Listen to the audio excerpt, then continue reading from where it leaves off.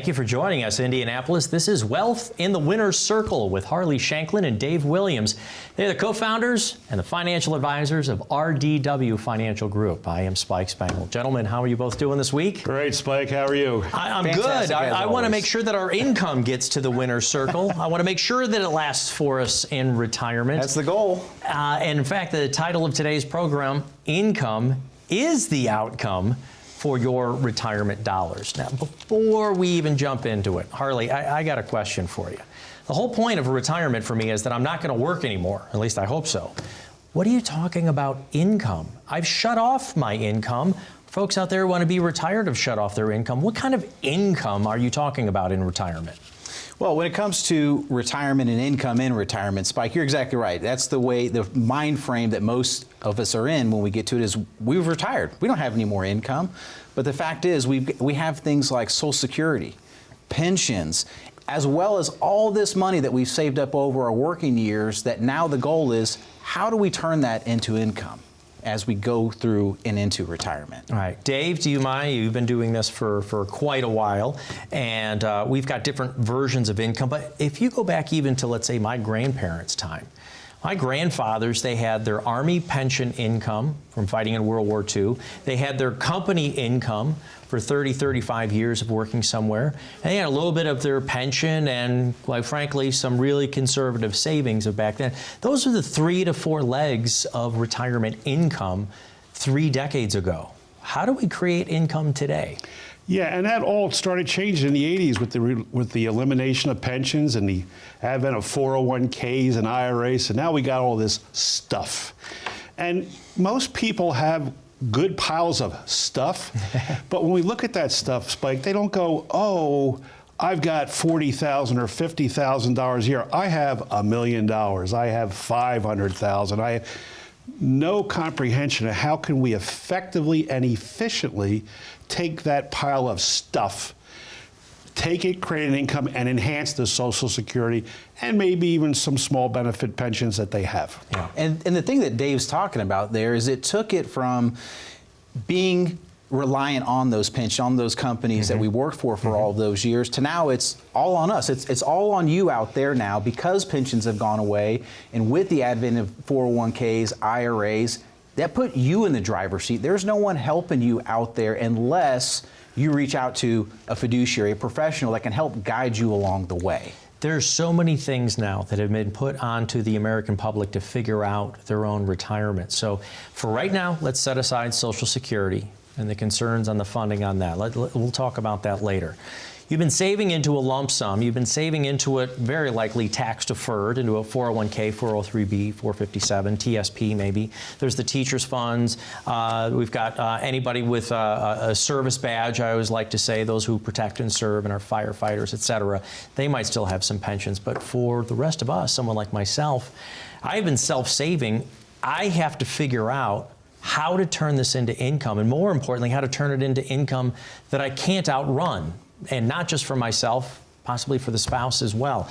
Is this one of the biggest challenges itself, is trying to figure out how a regular retail investor creates income from a savings investment account? It's a huge challenge, especially because of just the lack of financial literacy that we find out there and just all the various options out there. When you go to Google and Google retirement income, how many answers are you going to find out there? 1,000, 1 million, 10 million? That's the challenge of it, is how do we take that lump sum and turn it into reliable income? The way we do that is we have a lot of tools like annuities, income annuities out there where you can create your own self-funded pension that will cover your income needs, your spouse's, as long as you both shall live, right? Just like that promise we make to our loved ones, we want our income to be the same way. I understand that there's legislation, and I'm kind of throwing a curveball out there because both of you look at me like, what? Where is he going? But I do understand there was legislation a couple of years ago that have opened up the way of possibly having annuities in individual retirement accounts, things like a 401k. The reason I say that is that we have these stock funds, bond funds, or even target date fund, but there's nothing in there that says, hey, if you put your money into this, you can turn it into your own pension-like plan, like the workers of 3 decades ago. it really sounds like we're investing kind of in the wild, wild west, and we have to figure it out. It's really, I don't know, speculative for the American public. And the problem there is there's a lack of education to the general public. I mean, unfortunately, you turn on the TV, you turn on the radio, you see other folks talking about, I don't like this, I don't like that, this is a bad investment, you shouldn't do this, you shouldn't do that, and there's confusion in the general public. I would say that, again, as we've said in the past, there's no such thing as a bad investment, but a misused investment. Annuities can play a very, very important role in your financial portfolio, and more importantly, in that secure income role that we're all looking for. We have to look at the taxation along with it, but think about this. Most couples, if they're married, we have to think about income not only for them while they're both alive, but also for the surviving spouse.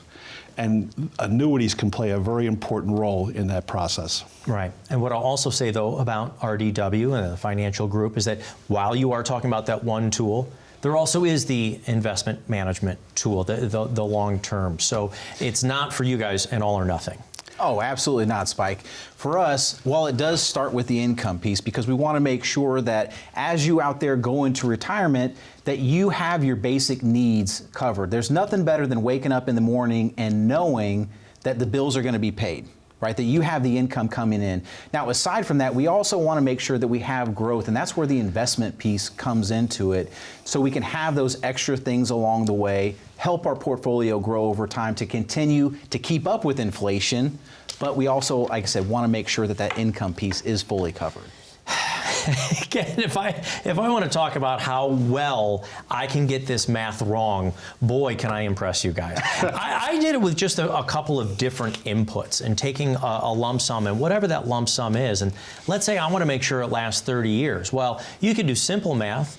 You can divide it out between 30 years, divide that out between 12 months in a year and say, all right, I can take out $1,000 a month or $1,200 or $1,500 a month. That you were laughing at me a couple hours ago and say, there's a whole bunch of other factors. You've got your tax situation, you've got inflation over time, you got your market volatility. Again, the individual investor with their 401k, you're asking me to turn it into income. I don't even have all the inputs, Dave. That's exactly right. And you know, we always say there's the investment risk, the inflation risk, and the income risk.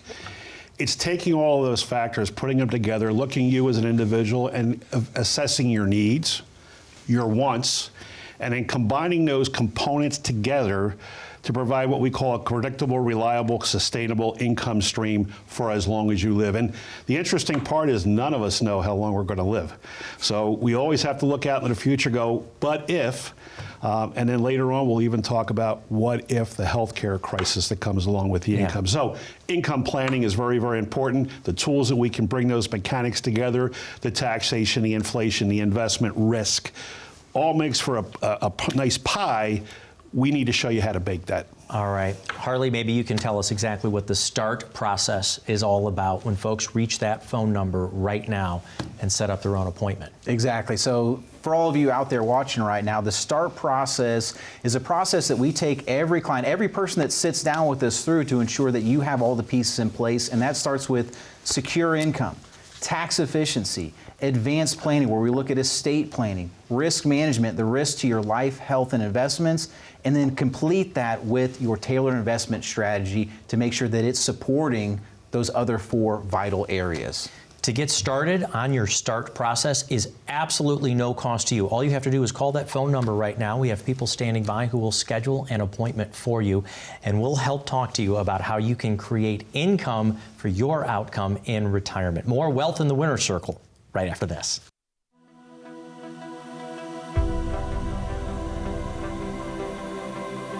As a kid, I wanted nothing more than to be a hero. But little did I know I would actually get that opportunity, and it really started for me. The catalyst was 9/11. And as the war on terror continued to unfold, I put my money where my mouth was. And I ended up landing with the 101st Airborne Division and became a light infantry medic with them, and I spent a total of 28 months deployed overseas. I had the opportunity to serve with some of the greatest men and women that this country has to offer. And I had the blessing and honor to meet my wife through that journey. And after 10 years of serving in active duty, we started to build a family. Our son Leo was born, and I quickly realized that it wasn't the environment that I wanted to raise a family in. It meant moving around, and it meant risking my life in ways that may put me in a position that I may not be there to play catch with my son, right? To walk my daughter down the aisle eventually. And so I started looking for other opportunities, and that was when my father-in-law came to me, and he ran a financial planning and wealth management firm in Indianapolis. The relationships that he was able to build with his clients, it really resonated with me because I felt that same care with those men that I took care of overseas. And so I made the leap, became a financial advisor, and I like to think that I've continued that mission. Rather than their medical hero, I'm their financial hero. Welcome back to Wealth in the Winner's Circle with Harley Shanklin and Dave Williams of RDW Financial Group. And Harley, I don't think I say it enough, thank you for your service. Thank you for the support. You know, maybe we can just do our retirement and our income planning from the internet. Come on, guys. Isn't all the information out there? You know, the first thing that I come across on how you create income was that 4% rule, the 4% rule. And there's a gentleman who wrote about this back in the 90s, Dave. Yeah, there certainly is. And so that rule of thumb actually originated right around 1993. And that was a long time ago, Spike. As a matter of fact, I was just a young lad back then, like to say that. But when I look at back then, I think about, all right, so that was looking back 50 years.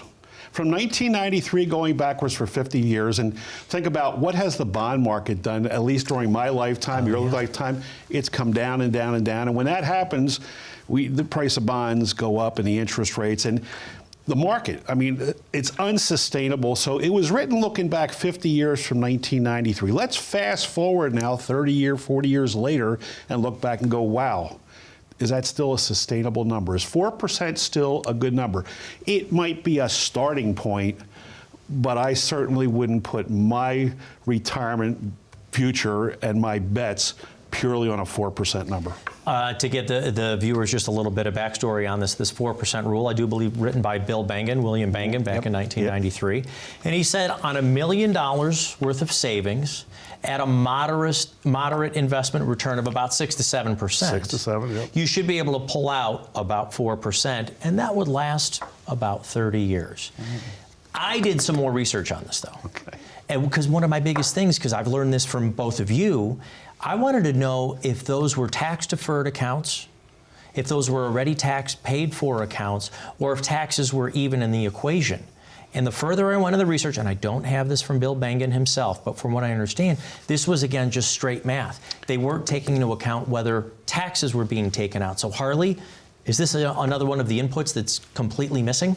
Oh, absolutely. Absolutely. And as Dave was just speaking to, part of what the 4% rule was looking at, and part of what it said, is that it worked best in a low inflationary environment. What are we in today? Have any of you out there been experiencing a little bit of inflation? So that's definitely part of it, but the taxes is also just such a vital piece. If we just think about it in basic numbers, we'll go with your $1 million number, right? If we take just a 25% tax bracket, for those of you out there who may be in the 25% tax bracket, using $1 million, we can say right now that at least $250,000 within your retirement accounts actually belongs to our favorite Uncle Sam. I didn't say he was my favorite. He's the one you've got to invite to the wedding, but you don't want to, and he's probably not going to bring a gift, and he's going to get hammered at the bar. Anyways, I don't want Uncle Sam in all of my accounts, but that is the tax deferred. And so if you're going to try to do simple math like I have, folks, the inputs that you have to put in, the variability of what your rate of return is. Again, he took it on modeling from 50 years previously and said, well, this is going to be consistent. Now, I will ask you this, because Dave, you've been doing this for a long time. Are you, through your modeling, able to provide consistent with reliable returns without having to take too many ups and downs in the market? Well, you know, if there was no up and down in the markets, that'd be real easy. I'd probably be sitting on a beach somewhere, sipping a cocktail right now, going, looking good, Lewis. But the reality is this, the market does have ups and downs. We call it a sequence of returns. Let's say you happen to retire in a year where the market starts going down. Let's say you retired in 2001 during the pandemic, or during the dot-com bubble and then 9/11. Or the pandemic, when we had those numbers, or the real estate and financial crisis of 2007 and 8. What would have happened to your retirement account had you been trying to pull out 4% and it crashed 12? Now, we do not, and we are actively tactically managing our accounts, but there is the real key as to when do you need the money and what bucket, if you will, should it be coming out of. We create buckets of money so that when the market isn't behaving like we might want it to, we at least have other sources that we go to so we're not spending down in a negative drawdown environment. So are you also saying then that you have different investment strategies for what? For different timelines, like for different groupings? So it doesn't all have to be kind of in one lump sum version? We call it buckets of money. And we're looking at time frames. You know exactly how much money do you need and what are we needing over the next 1 to 3 years?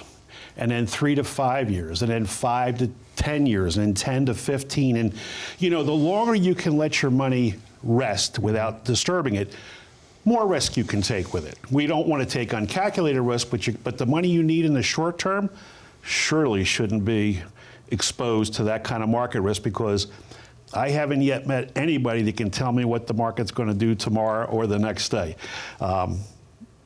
unless they're lying. So we like to put that together, but it's not just the market money, it's combining it with the other tools that we have for that consistency, for that reliable, predictable, sustainable income stream, bringing all the components together. Harley, can we just stay with the same kind of investment strategy, or at least the same investment placement as we did during our working years? I mean, this was the lump sum that grew and got us to our retirement years. Surely it can't be that bad, or is it a totally different lens to look through for retirement? Yeah, it's a totally different lens, and it actually brings to mind a couple of clients that we have, John and Susan, who when they came to us were in really kind of distraught because their accounts just seemed to keep going down.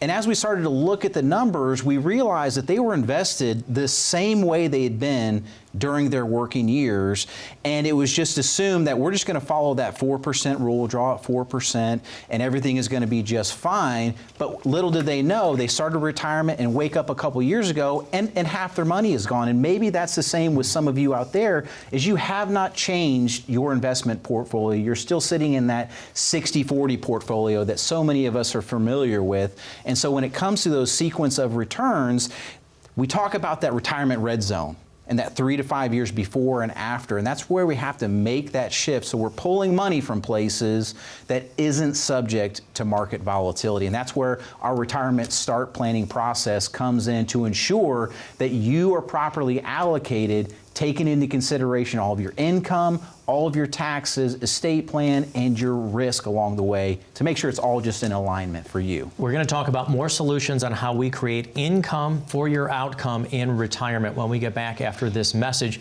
But folks, you can call that phone number down on the bottom of the screen right now. You can get started on your own START process for retirement planning. No cost to you, our viewers. It's not a pitch, it's a process. And as the fellas like to say, it's going to be a lifelong process, maybe even into your next generation. Let our family be there for your family. Get your START process started right now. Call that phone number. Don't go anywhere. Income Solutions when we get back right after this.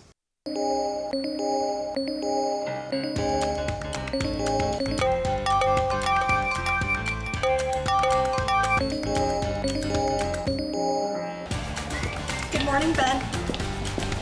Good morning, Ben.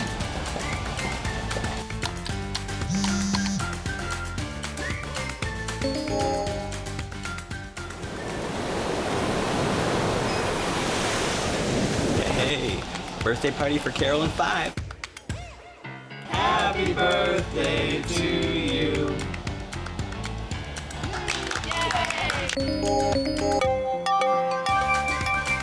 Good morning, Ben. Happy Monday. Daryl's birthday, be there or be square. Happy birthday to you. As you can see from our quarterly report on slide number 62, we're trending in the right direction. All signs point to a very positive outlook for the next several years. If you peel back the onion,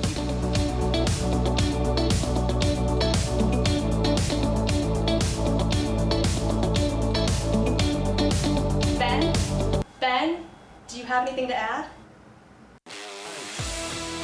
The work never seems to end until the day it finally does. Call today to get your free written financial plan so you may live every day to the fullest and enjoy the retirement of your dreams.